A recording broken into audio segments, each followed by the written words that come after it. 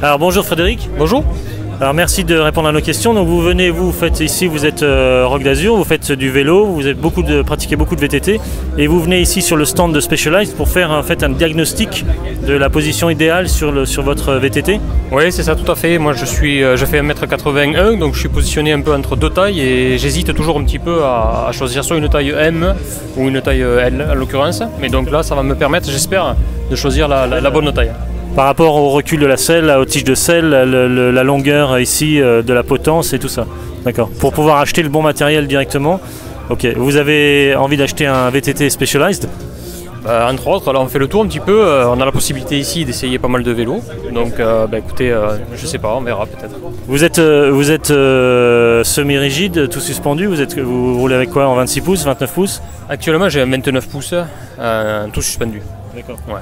Et vous voulez passer hein? Sans doute rester à un tout suspendu 29 pouces d'ailleurs. Ouais. C'est pour ça que je regarde les pics là en ce moment, un petit peu chez Specialized, mais bon voilà, je suis pas fermé quoi, on verra bien. Et bien alors on va mesurer tout ça pour voir si ça fonctionne et si vous êtes d'accord. Allons-y.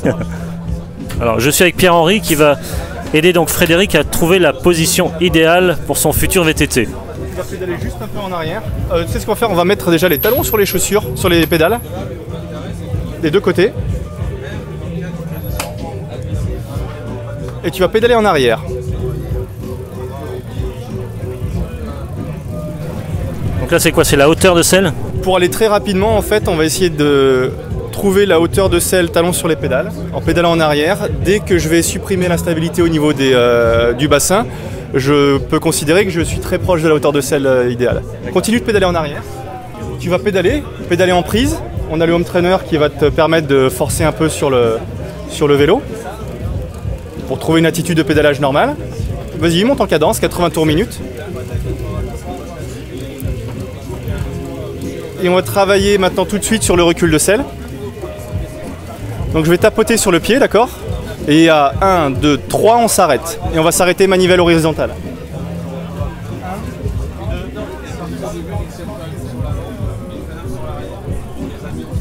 Et là, en prenant un repère osseux, je vais vérifier qu'on ait le bon recul de selle. Et là, on a de la chance, j'ai rien à bouger.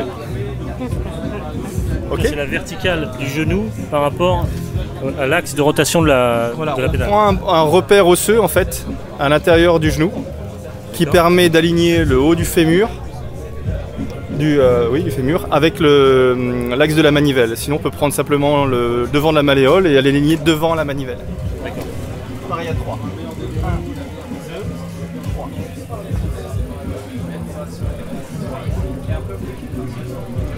Donc là, l'angle que je vais rechercher idéalement, ça serait 30 degrés. Et là, je suis plutôt ouvert.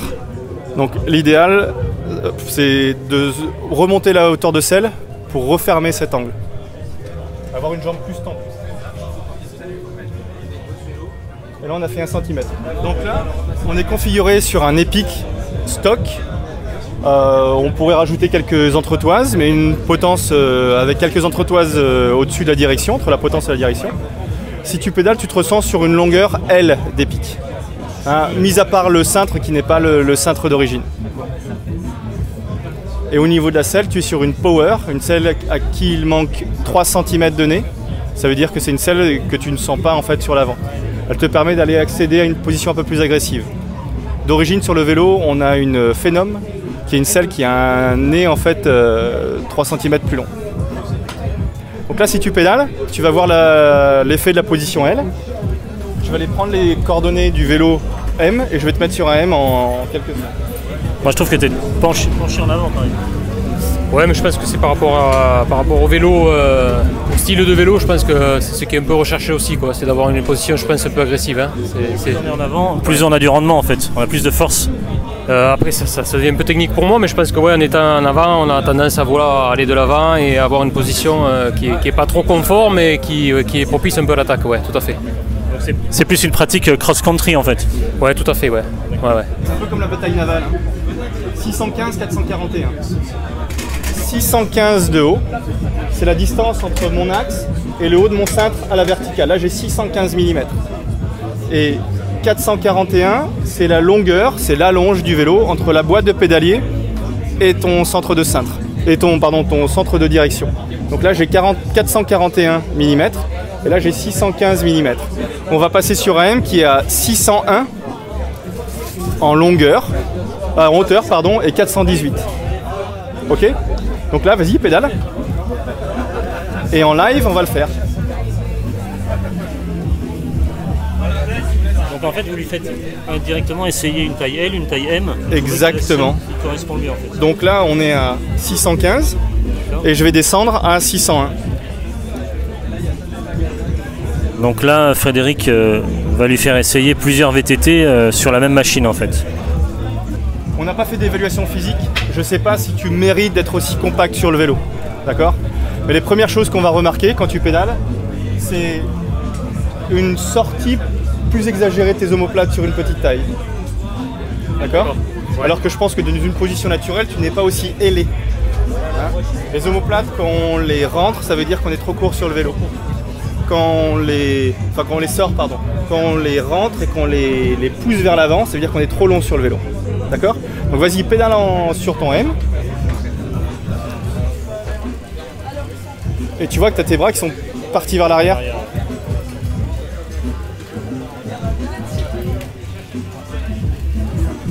Donc M c'est un peu trop petit pour... M c'est un peu trop court. C'est toujours des vélos qu'on peut faire jouer assez facilement quand même en termes de hauteur, en stack, comme on appelle en anglais. Donc faire bouger le poste de pilotage vers le haut. On pourrait allonger un peu la potence, mais allonger la potence sur un VTT, c'est aussi changer sa maniabilité. On pourrait s'amuser à partir sur une potence de 120 ou 130, et là on retrouverait en fait une position du dos normal, mais on perdrait en maniabilité sur l'avant du vélo. Donc c'est bien important en VTT de bien travailler le poste de pilotage par rapport au phénomène, aux caractéristiques de course descente. Un M serait en fait très facile à manœuvrer, mais peu stable. Ouais, c'est ça, on perd en stabilité, ce qu'on gagne. Pourquoi? Parce que l'athlète, même si son gabarit va jouer comme un phénomène de bras de levier sur le vélo, et surtout sur la direction. Donc le contrôle directionnel d'un L, il est adapté à quelqu'un qui roule sur un M. Sur un L. Si tu as quelqu'un qui est grand et que tu le fais rouler sur un M, le bras de levier est trop grand pour le M. Et le vélo est un peu difficile à manœuvrer. Donc là on va revenir sur la longueur de potence qu'on avait tout à l'heure. 110. Et on va revenir sur 615.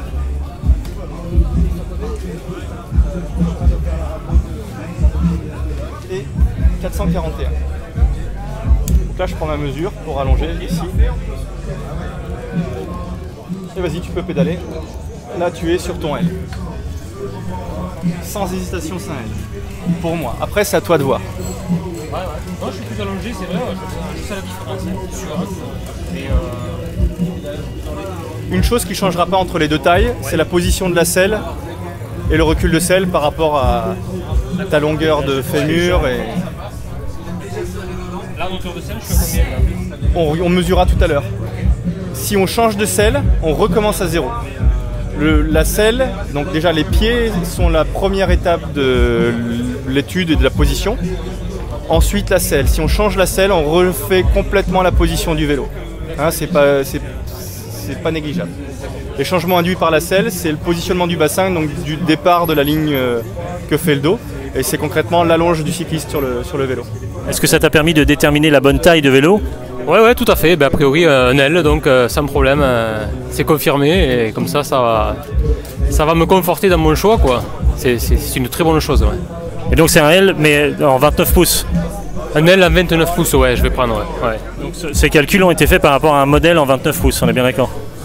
Oui, tout à fait, par rapport à l'Epic, à l'occurrence chez Specialized, qui est en 29 pouces, ouais. Ok, merci beaucoup.